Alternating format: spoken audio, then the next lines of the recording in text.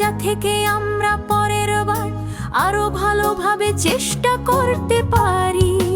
তোমার স্বপ্ন সেটা নয় যেটা তুমি ঘুমিয়েও দেখো। স্বপ্ন সেটাই যা তোমাকে ঘুমাতে দেয় না, এপিজে আব্দুল কালাম। আসল স্বপ্ন সেটাই যা পূরণ করেও দেখো। স্বপ্ন সেটাই যা তোমাকে ঘুমাতে দেয় না।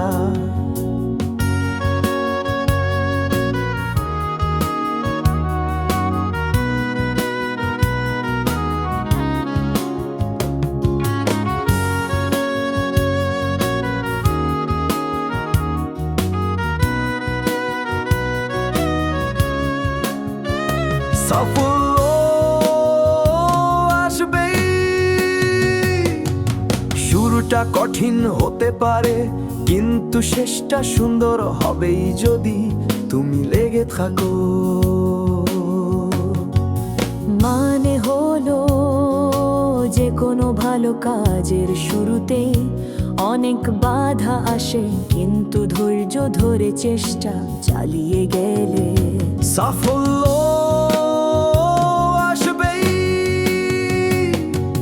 ব্যর্থতা মানে শেষ নয়, ব্যর্থতা মানে নতুন করে আরো বুদ্ধি খাটিয়ে শুরু করার একটা সুযোগ। হেরে যাওয়া মানে সব শেষ হয়ে যাওয়া নয়। এটা একটা শিক্ষা যা থেকে আমরা পরের বার আরো ভালোভাবে চেষ্টা করতে পারি। তোমার স্বপ্ন সেটা নয় যেটা তুমি ঘুমিয়েও দেখো। স্বপ্ন সেটাই যা তোমাকে ঘুমাতে দেয় না, এপিজে আব্দুল কালাম। আসল স্বপ্ন সেটাই যা পূরণ করার জন্য তুমি অস্থির হয়ে উঠবে, যার জন্য তোমার রাতের ঘুম উড়ে যাবে। নিজের ভেতরের আমি পারবো আওয়াজটা শোনো, বাইরের লোকের তুমি পারবে না নো।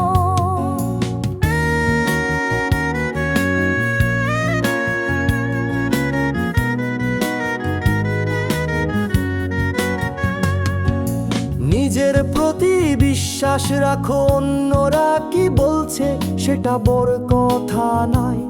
তুমি নিজে কি বিশ্বাস করো সেটাই আসল।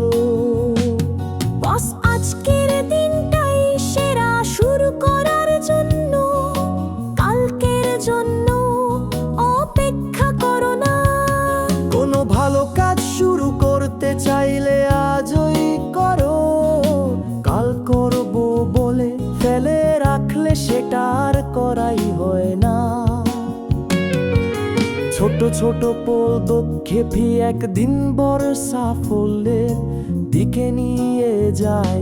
একবারে অনেক বড় কিছু না করতে পারলেও প্রতিদিন অল্প অল্প করে এগিয়ে গেলে একদিন ঠিকই লক্ষ্যে পৌঁছানো যায়। তোমার চিন্তাই তোমার ভবিষ্যৎ করে, তাই সব সময় ইতিবাচক চিন্তা করো।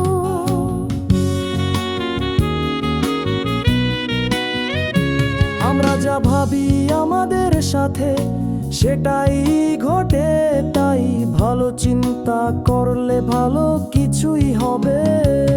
আপনি প্রতিদিন সকালে পতাকা শূন্য থাকি, এর আগে যাবাইয়ে দিন শুরু করো তোমার ক্ষতি খাতালে। এছাড়া হয়ে যা সকালে ওঠে যদি আমরা যা কিছু দালো আজকার জন্য কৃতজ্ঞ কাজাবলাই তাহলে করো দিল তাই সঙ্গন গাতি নড়ো যে দুঃখম শ্বাস না করো খাম আশ আয়েছে